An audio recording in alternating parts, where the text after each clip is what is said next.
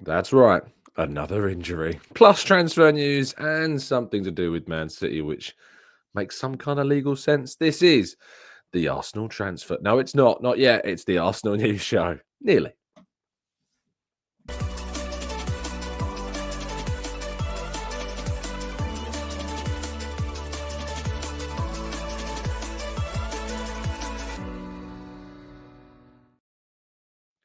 Hello and welcome to the Gooner Talk, back again with you guys and girls for another episode of what is the Arsenal news show. We're nearly at the transfer show. We're like 2 weeks away, and then it'll be the Arsenal transfer show. But still, for now, it remains the Arsenal news show. Good morning to you all. Thank you, as always, for joining me and making this a part of your morning routines. It is incredibly appreciated. I hope you had a fantastic start to your week. We're at Thursday, which is always one of the nicer days of the week. You can see the weekend, which means we can see the first kind of few days that we got to get through before then domestic action gets back underway next week as well. But good morning to those joining us live in the chat box: Peekahoo, Blackshine, Matt G, Barry, Natty Tom, Mark, Stevie, Paul, Mike, Wendy, Rob, Stephen, Errol, Rowan, Emmanuel, Paul, Amira, Carlton, Shari, Jamil, Morgie, Keith, Langdon, sorry, Grantley Boos, Paul, Dave, Amberley, and plenty more of you guys and girls in the chat. As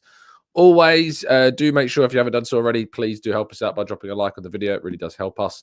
And if you're new to the channel, we do this every single day, 8 a.m. without fail, talking all the latest Arsenal news from the previous 24 hours. And yeah, please do subscribe for further content. Right. Let's jump into today's stories, shall we? And we start with Martin Zubimendi. Yes, a name that you should all be familiar with by now, and certainly should be aware of his qualities and his abilities based upon the fact that he had an absolute storming performance in the European final, but has played exceptionally well for Real Sociedad and has been linked to Arsenal for quite some time.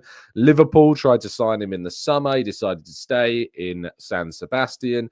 And Manchester City have been linked with a January move for Zubimendi as well. However, according to Miguel Delaney of The Independent, Arsenal are still indeed interested in Zubimendi and will consider a potential January move for the player. Now, I think he's a great player.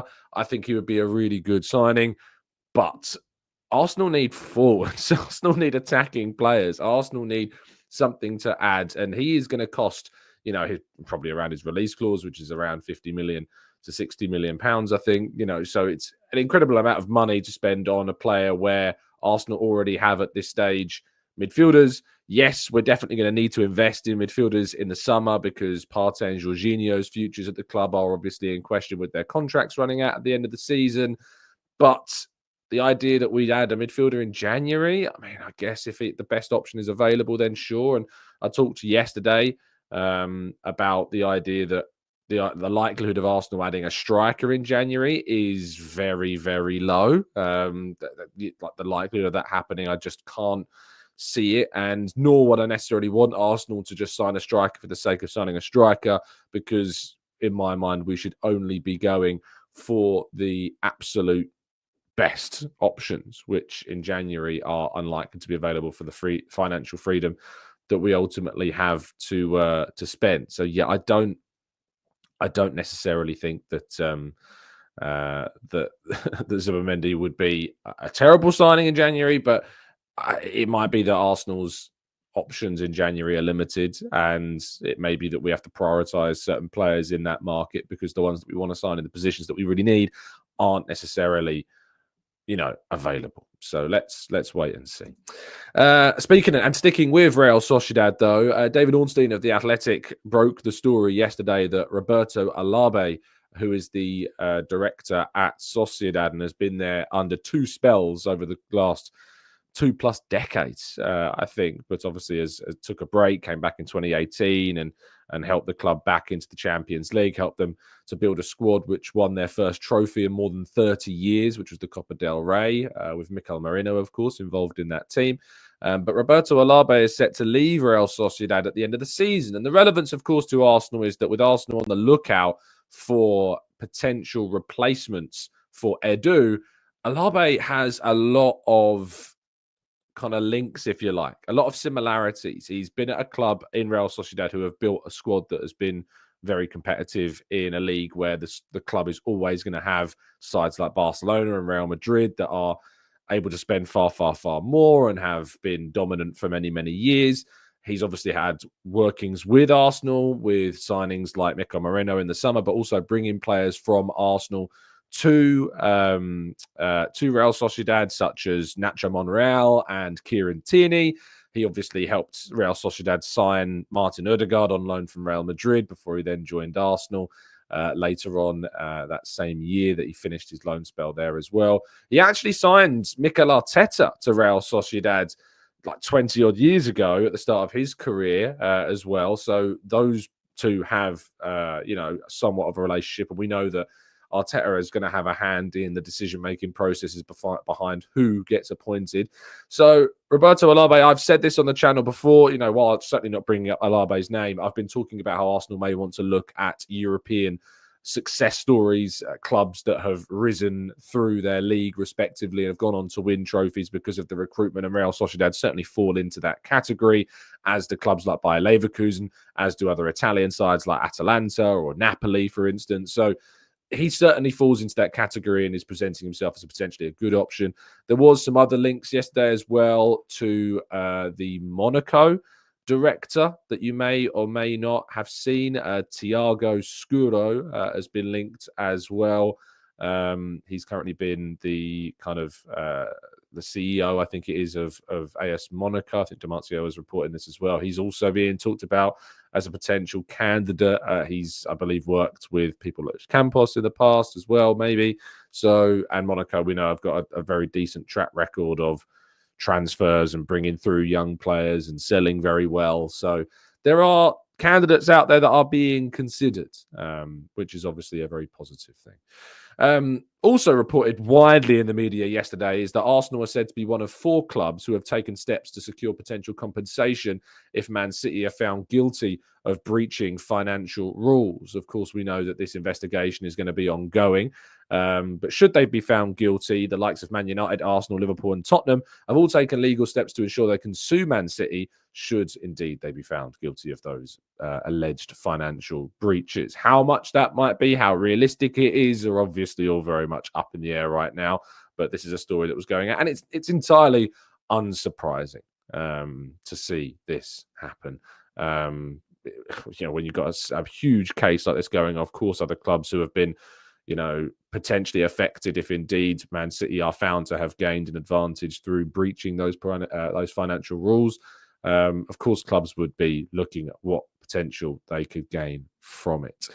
Ben White, meanwhile, has undergone, I am told, a minor procedure after suffering with knee trouble. It's interesting because I'd spoken about this on the channel quite some time ago, and up to as recently as a couple of days ago, the fact that Ben White had indeed been struggling. I was talking on TalkSport the other day about this, that Ben White has been suffering with some problems for quite some time. We were told, of course, that a joint issue had been the problem. We know that it's been a knee issue that he's been suffering with. So you can imagine those two things are one and the same. And now with him out for a undefined period of time, I know there's been some suggestions online and it could be as many as 8 weeks.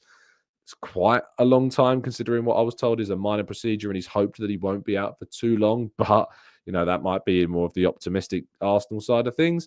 So let's just wait and see. Arsenal, of course, do have Jurien Timber, who can cover at right back. And there's also hope that both of Tomiyasu and Calafiori, particularly Calafiori, will be returning.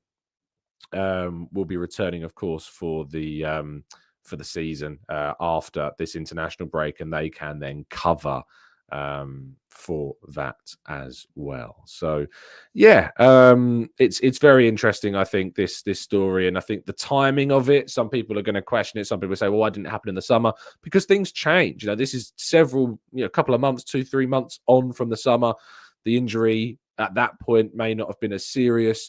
The assessment of whether or not it needed to be worked on may not have been the same. Things can happen during this kind of period of time as well. So for that reason, it's, I think, very obvious why Arsenal have taken the decision at this point, after he's been suffering over these last few weeks quite considerably.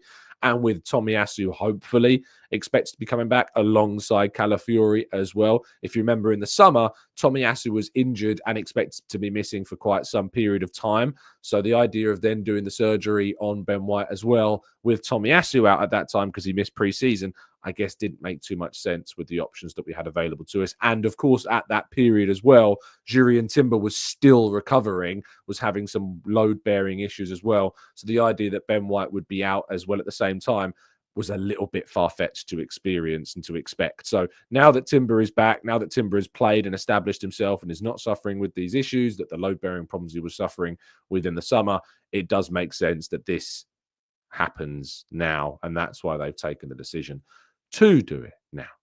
Well, let's go to part 2 and your questions right after this.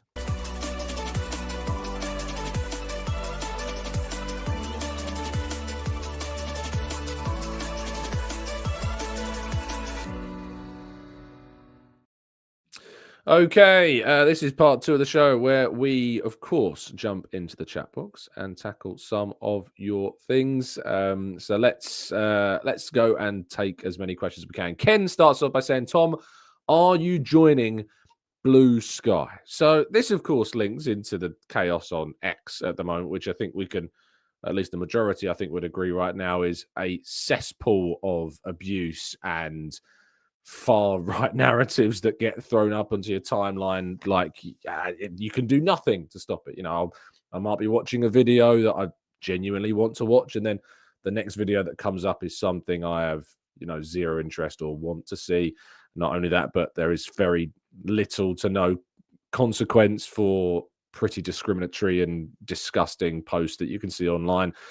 So the argument is a lot of people, and I see a lot of people, of course, moving over to other platforms. I have been on Threads for a little while. I can't say that it's a particularly enthralling platform. It's not really enamored me to keep posting or to engage too much on site, that platform at the moment. It's really not worked.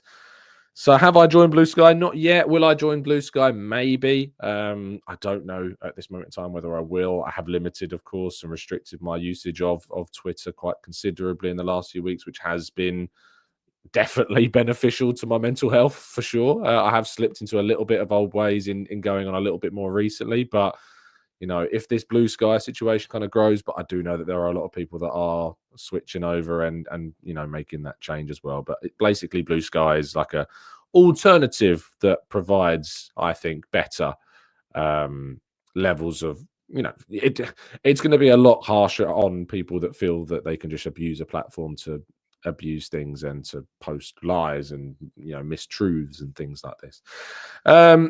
Right, let's jump though to some other questions. Mars Cannon says, Tomiyasu, I can't rely on to be a great player when he's fit, but always gets injured when he comes back.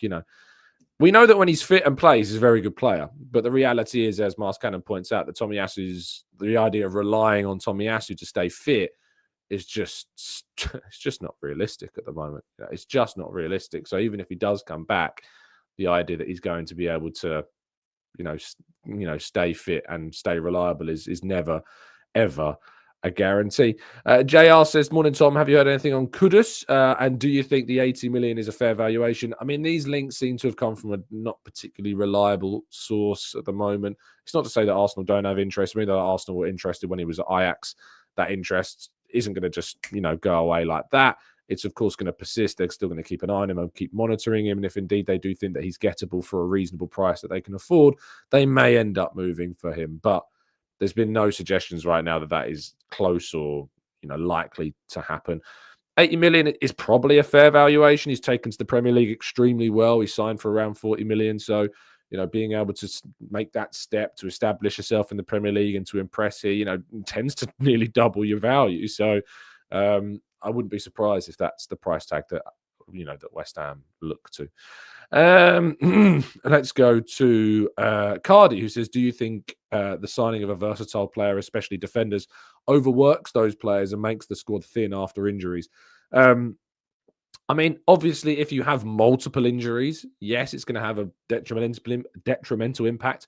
But this is the best strategy to better cover certain players in positions. The reason why it's certainly the best strategy for Arsenal to adopt is that when you're having injuries or suspensions like we have with Gabriel or with Saliba or with Timber, and Ben White to a degree now as well, it means that you've got players that can cover in multiple roles. But when you've got players that are then fit, those players aren't just consigned to the bench and that they're not going to just sit there, because their ability to play multiple positions means that when you've got a fully fit squad or a close to fully fit squad, you can still use those players in other positions where they are then effective. The idea of Arsenal being able to bring in a player that's going to be a natural backup to Ødegaard and be good enough to back up him when he's out for a long period of time, the same goes for Saliba, the same goes for Saka, is unrealistic. It's not going to happen.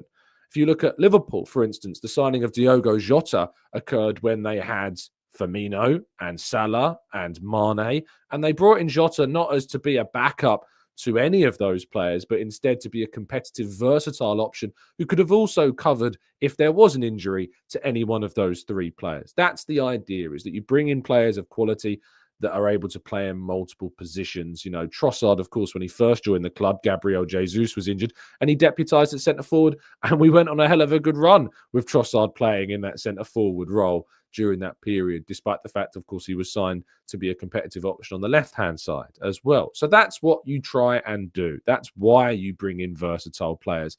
Yes, when you have loads of injuries, it can be very damaging, but it's going to be very damaging regardless if you have loads of injuries to your squad, even if you don't go down the route of signing versatile options. But it's definitely the right process behind trying to sign particular players. Let's go to Jaffa says, Tom, do you think that we should be a bit more attacking against smaller teams? One of Declan or Marino, and give Ødegaard and Waneri a chance in the middle. To be fair, like, we have tried to do that at times. You know, there have been times where we've moved Havertz into midfield and played with Jesus. I think we did that against, Southampton at home? Let me have a quick check. Arsenal 3-1 Southampton. What was the lineup that day? Yes, so the lineup that day was Jorginho and Rice in the midfield, and then it was Sterling, Saka, Havertz, and Jesus up top. And then later in the game, we brought in Martinelli, Trossard, and Marino into the side as well. I think there was another game, though. I'm sure there was another game where we went with two attacking midfielders and one kind of sitting player as well. I'll have to dig it out, but we have done that. Can we do it more? Sure. But of course, we should be good enough to beat these smaller sides anyway. And to be fair, we haven't really been playing against them in the last few weeks. We have been playing against very tough opposition. We've had 4 away games in a row. The only kind of lower kind of seam that we really played was Preston, who we battered 3-0. So yes, I don't think when we've got this run coming up, we've definitely got the idea of potentially finding a run where we are more attacking and we can showcase much more attacking verve. Paul says, is David Coots evidence that referees have potential to be blackmailed? I mean, I don't think so, Paul. I don't think there's anything that's been suggested that's happened in that situation. I mean, the recording of videos when somebody is in that situation, as we've saw, that's the naivety. I don't think that comes into it for me. No. Major Lee says, does the procedure of White foresee the immediate return of Tomiyasu, Calafiori, and Tierney? And what took Tierney that long to recover from a hamstring injury? The same reason it takes anyone to recover from a serious hamstring injury. Serious hamstring injuries take a really long time to recover from, and he suffered a really serious hamstring injury during the Euros. It's one of the worst injuries that a footballer can suffer, is a significant potential tear or rupturing of the hamstring. So yeah, I that's what took it so long, because it was a very serious injury. Of course, White being out, the hope is that Tomiyasu, Calafiori returning will help with that situation. Let's go to Up the Arsenal says, can you see Kudus at Arsenal? It seems though he's not having the best of times at West Ham, getting sent off and taking off his shirt in the tunnel. I think, obviously that game where he got sent off, and I don't know if there's going to be an extra ban. It's been going on for quite some time now, but yes, that was not the best kind of showcasing of character from Kudus in that moment. We have got and had players that, of course, have had their own moments, and we know that they can come back from that. So I don't think that should be the end of any interest from Arsenal in Kudus, because he's still a fantastic player, and obviously in this Arsenal environment, maybe things would be better. But I think that the idea that Arsenal will move in January for a player that could be going for 80-odd million quid is unlikely at this stage. Temi says Rodrigo, Kavica Kvaratskhelia, or Kudus. Who would you prefer at Arsenal? Probably Kudus, mainly because of the versatility option. Can play on the right, can play on the left, can play in the attacking midfield, can play as a centre forward. And I think Arsenal really need a versatile figure. Of course, Kvaratskhelia is a player who can play on the left and I think through the middle to a degree as well. But for that's just the that's just the reality of the situation. Riva says, why would we be interested in a director who ain't got a history of winning at Sociedad? See, this is obviously another example of where people need to do a little bit more research into people that have got a history of winning. He brought them their first trophy in 30 years with the work, of course, done with building the squad alongside the managerial situation as well, of course. So this is the thing, is that people have these views and opinions, but they're not willing to do the research into the reality of what they've done. So I always recommend that you need to before you have such a strong opinion like this, you need to get clued up on the facts first before you come up with them. Tyler says, you may not agree, but I don't believe David Cooch should lose his job. People make mistakes. My favourite player, Merson, made mistakes and came back to redeem himself. He should get a second chance. I think there's a difference here, John. I really, really do. I also think, the xenophobia side of it. I have read transcripts now. Of course, we talked about this the other day where, that's incredibly... It levels it up. It levels the situation up. It's very hard to come back from this. I'd be lying if I didn't in some ways have some sympathy, because of the situation that he's found himself in. But it's so hard to not justify it. I think maybe potentially there is an argument for a extended period of absence where he goes through a process of education, a process of, of whatever. I'm not an expert in this field, but I just feel like if you want to go down the route of, because I'm not one for cancel culture, so I feel as though that, yes, I see where you're coming from, that an incident that happened not even a long time ago, it's 4 years, but an incident that is serious, the fact that he did say what he said, and you can go and, read it or watch the video if you need to read it in its entirety, see it in its entirety. Could you go through a process of education and rehab, and then a 2, 3, 4 year suspension from the game before coming back and obviously returning at a much lower level? Is he going to want to do that? He's going to be widely criticized, and when he goes back, if he was to ever go back into a ground, can you imagine the pressure, the abuse that's going to be suffered? Not that that's ever justifiable, but that's the reality of what's going to happen. So it's very hard to see that happening. And he says, Tom, can you see us realistically buying someone in January? The manager to me seems stubborn and wants this Havertz project and Jesus to work up top. I mean, if he was stubborn, he wouldn't have signed Havertz when we had Jesus. If he was stubborn, he wouldn't have signed loads of the players that we've got now. If he was stubborn with Martinelli, he wouldn't have signed Trossard. I struggle with this. I struggle with this idea that Arteta's stubborn in January or stubborn in the market. We have spent far more than we ever have before. We're spending more on players than we ever have before. All we've done is spend on players. We don't sign players for the sake of it, and I never want us to do that. And I don't think there's any excuses for Arsenal not to add players in January, for the record. It's without question unacceptable for Arsenal not to strengthen in January with the financial freedom that does exist based upon who we were able to sell in those last 48 hours of the transfer window. So That's the reality. Jabu says, when it comes to the sporting director, I am happy with an experienced candidate that has done this job for a long time, which Olabe, frankly, is one of the most experienced sporting directors around. And of course, his work with Real Sociedad in recent years and the winning of the Copa del Rey and bringing them their first trophy in more than 30 years, with the work done behind the scenes, of course, is a huge, huge plus in that area. Bear in a Hole says, not offering an opinion either way, but is a single Copa del Rey enough to be Arsenal's director?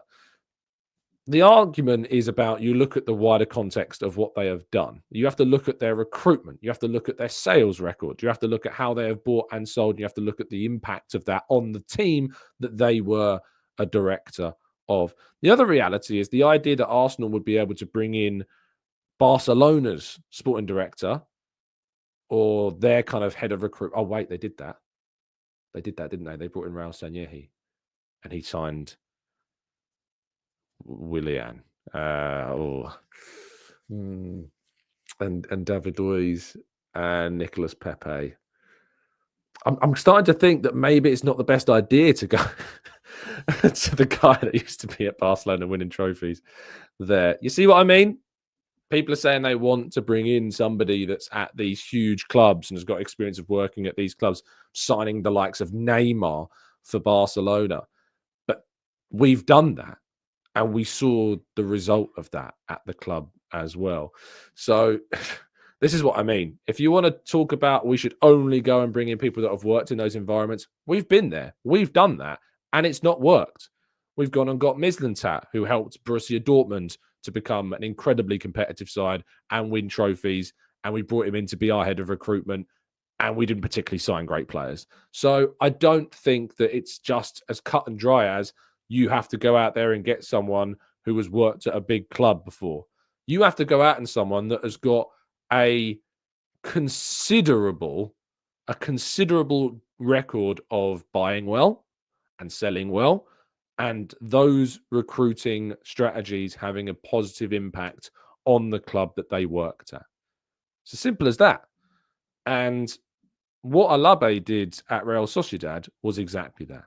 He bought well, he sold very well, and obviously that has led to Real Sociedad bringing home their first trophy in more than 3 decades. So that's why that argument exists. So let's wait and see what happens. Oki says he is extremely stubborn as a manager, Tom.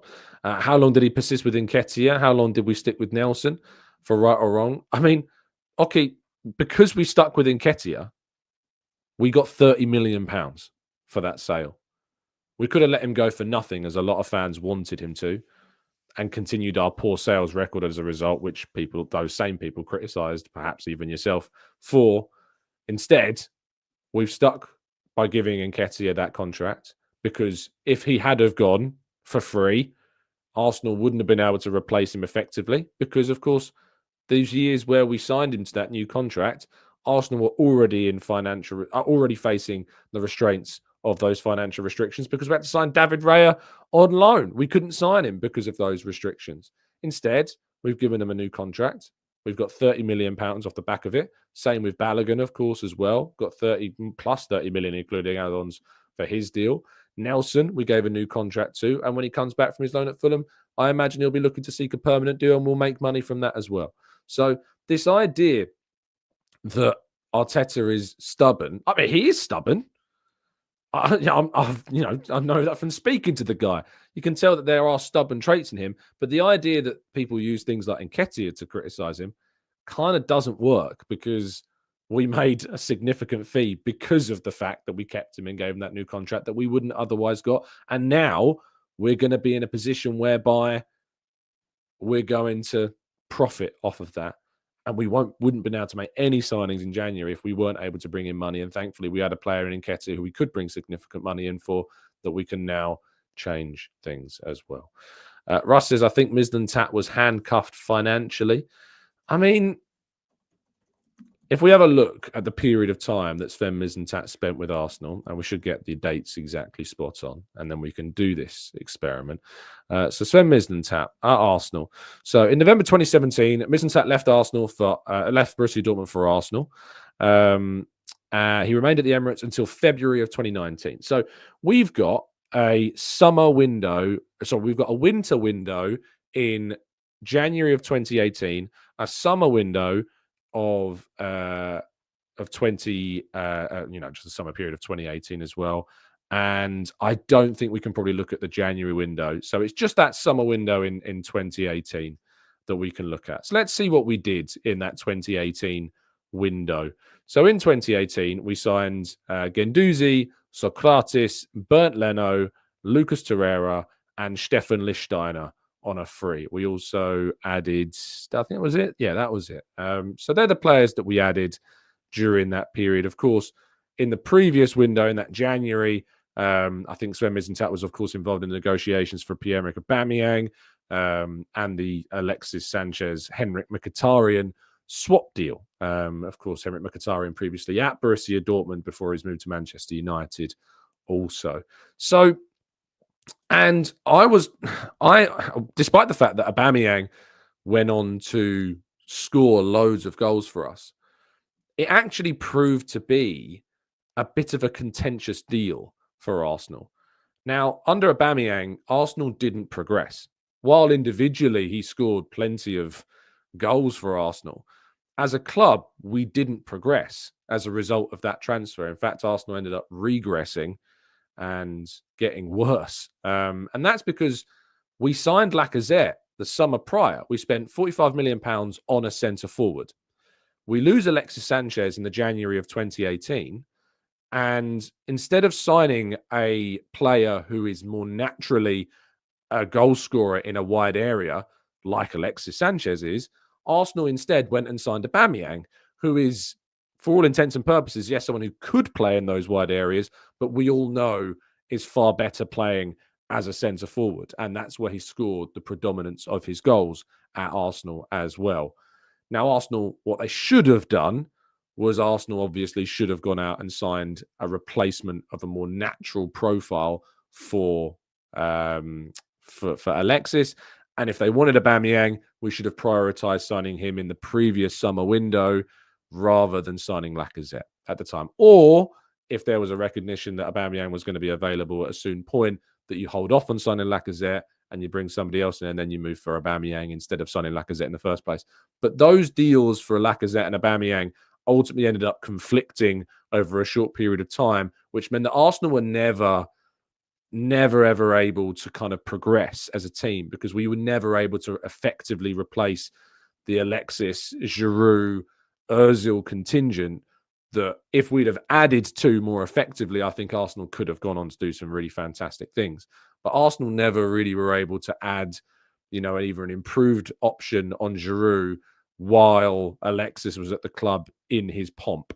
We should have signed that player perhaps sooner. We should have added a more competent right winger. We should have added that defensive midfielder like we eventually did in Thomas Partey, but it took far too long to bring that player in.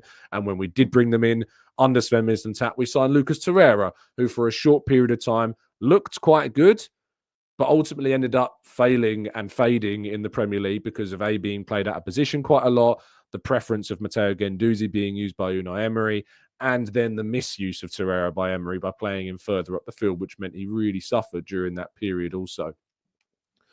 We messed up. Like recruitment-wise, we messed up during those years. We spent £25 million on Bernd Leno, who then was sold by Edu for a considerable amount less than that, of course.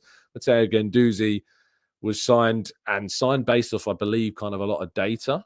But I don't know if Sven Mislintat how much he was involved or whether it was more scouting to do with that on analysts before that. But of course, the personality side of Guendouzi obviously let him down at Arsenal quite considerably. Socrates, my goodness me, Socrates ended up being just basically another Mustafi for us, making errors, not progressing that position at all.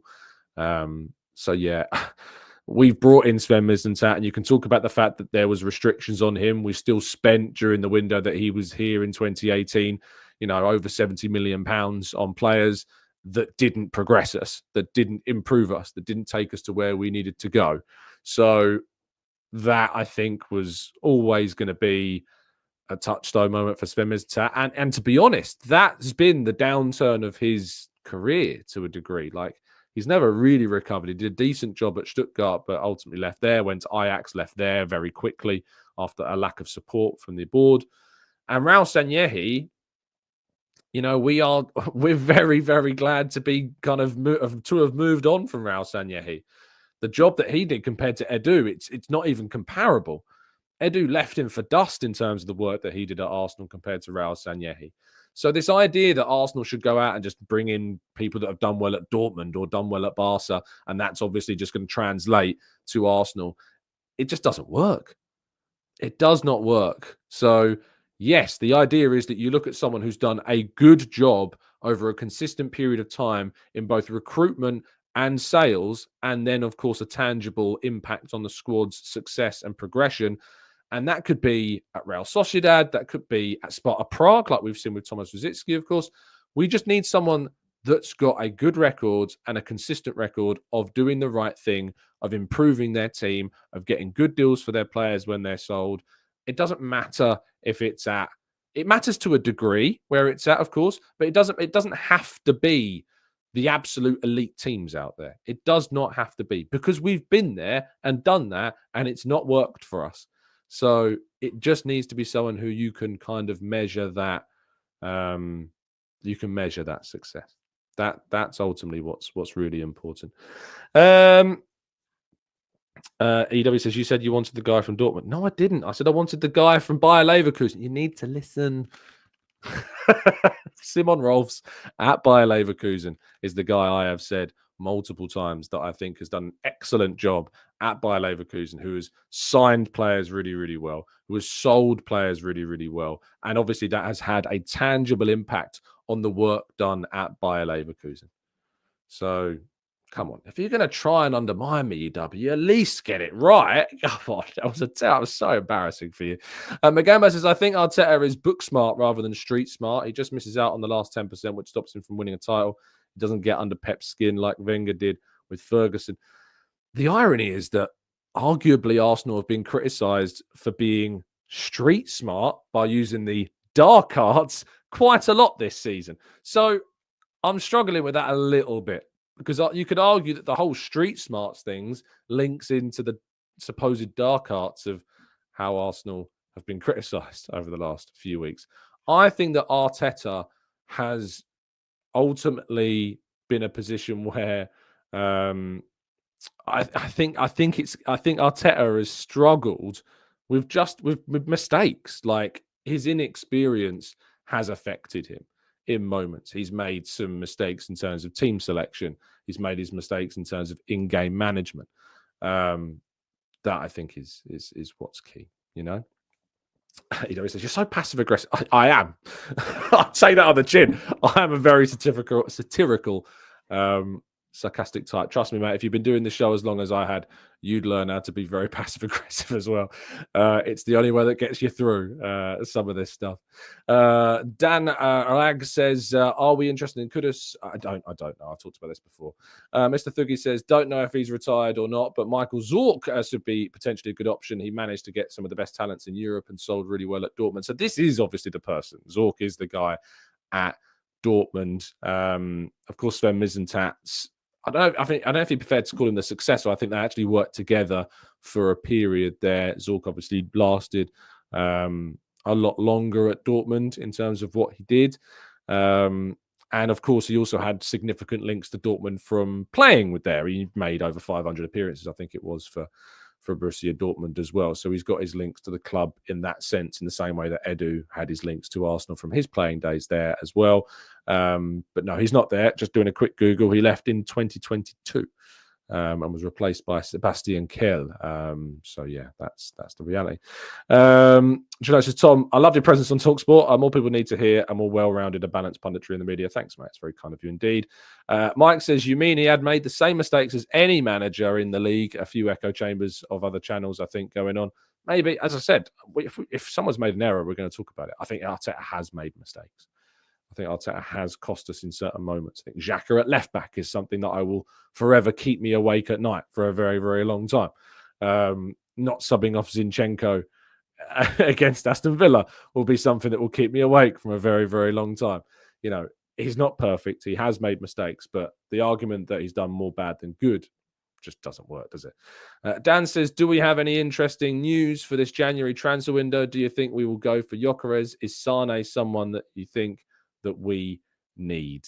I think Gyökeres is somebody that is in a bracket of two players who Arsenal should be going for at centre forward.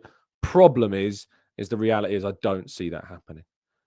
I don't see that happening in January. I don't think Arsenal have that level of financial freedom. I could be proven wrong, but from my understanding, I don't think they would. And therefore, we should wait to the summer to add a centre forward because, in my opinion, a lot of people need to raise their standards and demand only the very best signing at centre forward. And that is one of those two players, in my opinion. Not Šeško, who I like, but let's be honest, he's a young player with a lot of potential. We need players that are established. We need players that are already performing an exceptionally high level and producing very good numbers in a very good position, or at a lower kind of league position like the Portuguese league are producing insane numbers like Gyökeres is, as an example.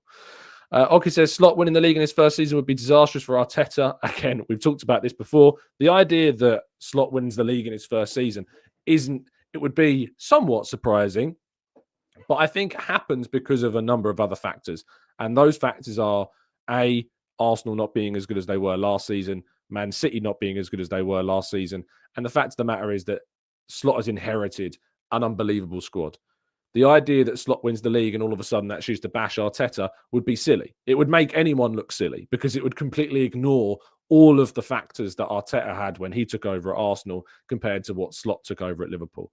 Like, Slot had a golden goose egg given to him basically by taking on that Liverpool job.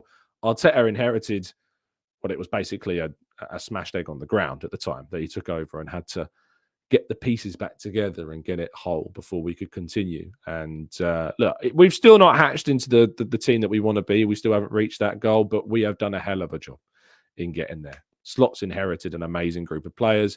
He's got a very, very fortunate kind of start to the season in terms of the fixture list that they've been given. That's allowed him to build up some significant momentum going into a more challenging period. And he's not had the injuries that Arsenal have had to deal with at the same time. So, and they've got, I think the major injury that they have had has been Alisson, and Kelleher is a very, very good backup. And it's the goalkeeping position, which is obviously, if you are going to replace a player in a team, the goalkeeper is arguably a much simpler position to replace in your team than outfield positions as well. Matt says, I agree, Tom. There's obviously a context to it, but I think a large portion of the fan base would go, oh, yeah, without doubt. Of course they're going to meltdown because a lot of them won't consider that reality. A lot of them won't consider that. Like CB here says, we cannot finish below Slot. We absolutely can. We absolutely can finish below Liverpool because as a team, they've competed for the title over the last however many years, have established themselves there, and have got a better team than, a better starting 11 than Arsenal do. Because if you look at the players that they've got so many world-class figures in that team. And they've got that because they've signed and built that over a much longer period of time than Arsenal have, of course. But they've also got, the idea that, no, we cannot finish below them. We absolutely can. We can because of the issues that we've suffered this season, that they haven't suffered this season. And if that continues, if Arsenal continue to lose players through key periods and have suspensions that are very questionable at key times, of course we can finish below them. Because then what you're doing is you're expecting Arteta to finish above a fit Liverpool team, despite injuries, despite sendings offs, and despite these controversial decisions. That's mad. That's mad. Orion says, Tom, I think you're capping for the club, respectively. I get this accusation all the time. And yet, whenever I invite people, of course, on the show to have these discussions about it, they can never they can never explain it away. And yet we try, Orion, we try. Sila says, did you see Neville's comments about Coote on the overlap? I haven't yet, Sila. I need to watch it. I need to watch that show because I know that show went out before the other story about David Coote came out yesterday. So I need to go back and watch that first. Tizer says, do we know when the result of the 115 alleged financial breaches will be? Later in 2025, I think, after the end of this season. CB says we're just manufacturing excuses at this point. CB, would you like to come on the show and have a chat about it? I'm more than welcome to host your opinion and have a conversation about it. Please feel free. I would absolutely love to host and have a conversation with you about this. I really, really would. Just let me know and I'll throw the link to you and you can come on. But the idea of excuses being manufactured, it's not excuses. It's just reasons. It's just the truth. It's just the reality. Arsenal have suffered with considerable problems this season. They've been incredibly unfortunate, and the suspension we've had in certain games have cost us. We were seconds away from beating Man City if it wasn't for a lucky deflection. We should have beaten Liverpool and had to fight against not just Liverpool's side, but some very contentious decision-making while having Saliba suspended, who, based upon decisions we saw after that red card to Chelsea and to Tottenham, shouldn't have had a red card, if indeed that is this precedence that you're laying out. That's you're not going to send off, Adarabio, and you're not going to send off Van der Ven. Why have you then sent off? Why have you sent off Saliba? This is what I mean. It's absolutely mad. Tar says, how important is speaking in English or even being multilingual? Oh, being multilingual is a huge part of that role. It really does help. Being able to speak multiple languages like Edu is going to be huge. And Jason Ato, who is, of course, and has been the assistant, is stepping into that role, can also speak multiple languages. So, yeah, being multilingual in that director job is going to be probably a must. I think it would absolutely be a must to be able to do that. Mikey says it's like people didn't even see these games. I know. Mike says calling it excuses is an agenda. Calling it explanations for objective solution solving. This is when people say, "Oh, yeah, just excuses." It's a really lazy term. It's a lazy term. It's people use that line to basically avoid having any kind of argument or proper discussion or debate about the topic at hand. And they won't come on. And he says, Tom, you're already preparing yourself and us for failure. I would love to see. I'd love to see Arsenal go and turn this around. Of course, it's not about preparing us for failure. It's just telling you what's happened. It's just telling you where we are.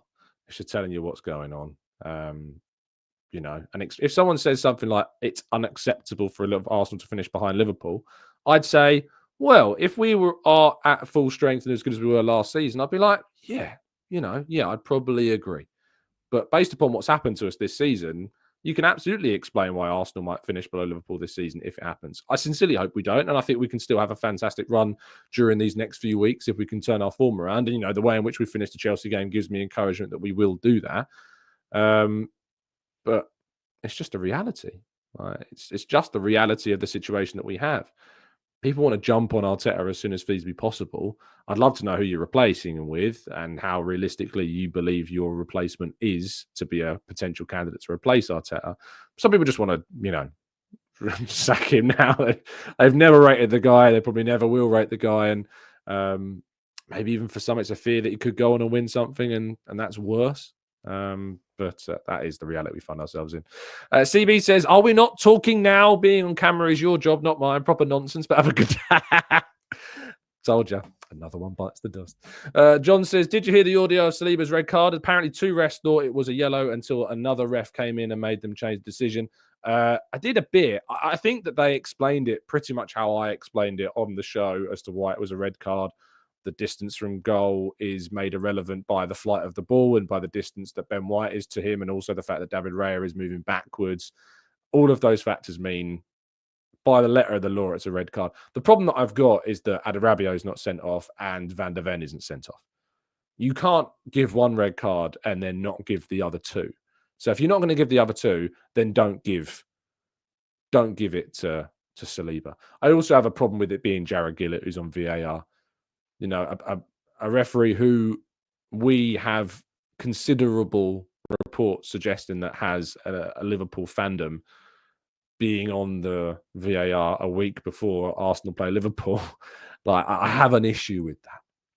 Wasn't there a story at the start of the season that was going to suggest that PGMO were going to release the allegiances of all referees at one point, and then they U-turned on that and then didn't do that? For the record, I think it's mental that was even a consideration, that was ever even going to consider happening. You imagine the can of worms that would have been opened. It would have been absolutely crazy.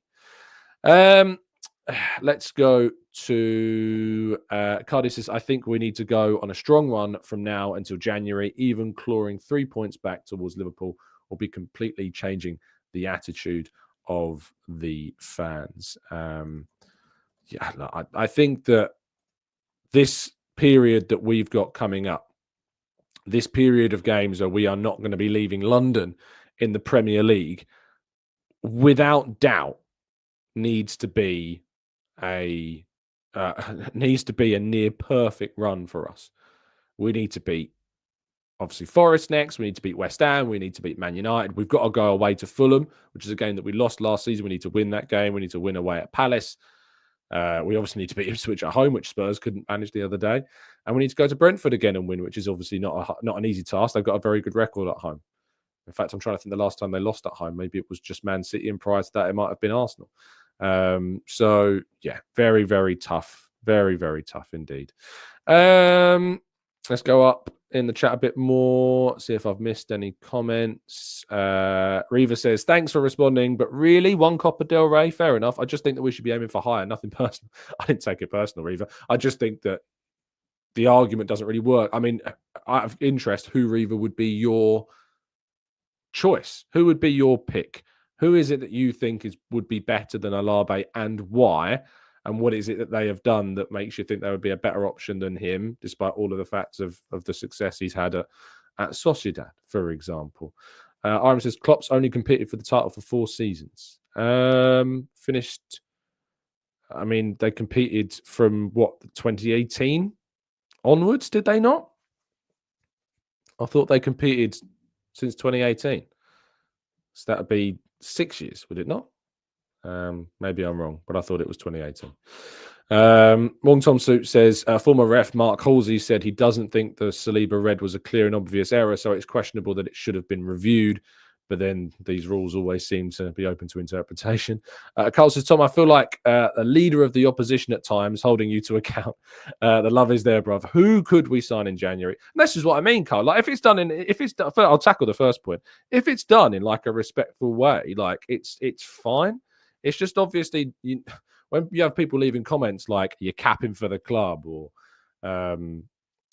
putting in examples that I've not said, you can understand how incredibly frustrating that can get. And then people get surprised that I get my back up. Like it's mad. It's a two-way street. It doesn't seem to work that way though. But who could we sign in January without buying for the sake of buying? It's the golden question, isn't it, Carl? You know, it's absolutely the golden question. And I'd love to see Arsenal go out and add a versatile attacking player in January, but as we get closer to January, we're going to be going through a lot of different options. I'm going to probably be putting and compiling together, compiling those lists as well. Aram says they finished 3rd and 4th multiple times. So in 2021 they finished 3rd that season. Was that the season they won? When did they win the Champions League? Was that 2020 Club World Cup Community Shield? When did Liverpool win the Champions League? What year was it? European UCL. They won it in 2019. They won the Champions League, and they got to the final in 2022 as well. So they finished 3rd in 2021. I mean, but if you finish 2nd in 2019, you finished 1st in 2020. You then finished 3rd. I mean, ironically, people have been asking Arteta for the sack at that point because they finished 3rd. So they went backwards, finishing behind who was 2nd in the league in 2021, 2021 Premier League table. Man United, goodness gracious me. And Man City won the league on only 86 points. That was another pandemic season, wasn't it? I guess so. That kind of threw it up. But if you've won the league in 2020, you finished 2nd in 2018-19, and then you finished 3rd the season after. Like, we're talking about a team that has competed and won a title in 2020, has finished 2nd in 2018-19. They're still expected to challenge. You're taking over a team that over the last 1, 2, 3, 4, 5, 6 seasons has gone into every season expecting to challenge for the league. Sometimes they've fallen short in 2021 and in 2023. Ironically, in 2023, they fell short. Actually, no, ironically, in 2021, they fell short. I remember vividly because they suffered a significant number of injuries. In 2022-23, I think they suffered a significant number more injuries on top of that as well, and obviously suffered as a result of that. But apparently that's an excuse, not a reason. So yeah, I'd say that you're still looking at a team there that has competed for the title last season as well, and only fell away right at the end. So I don't buy that. I don't buy this idea that they only finished third because they finished third. I never finished fourth. They finished third and they finished fifth.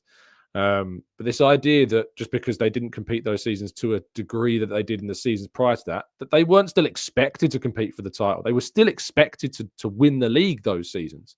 Their fans went into those seasons with the expectation that Jurgen Klopp and Liverpool were going to win the league because they had world-class players, had a world-class manager, and had invested a lot of money over a serious number of seasons, having already won the league and the Champions League prior to those years.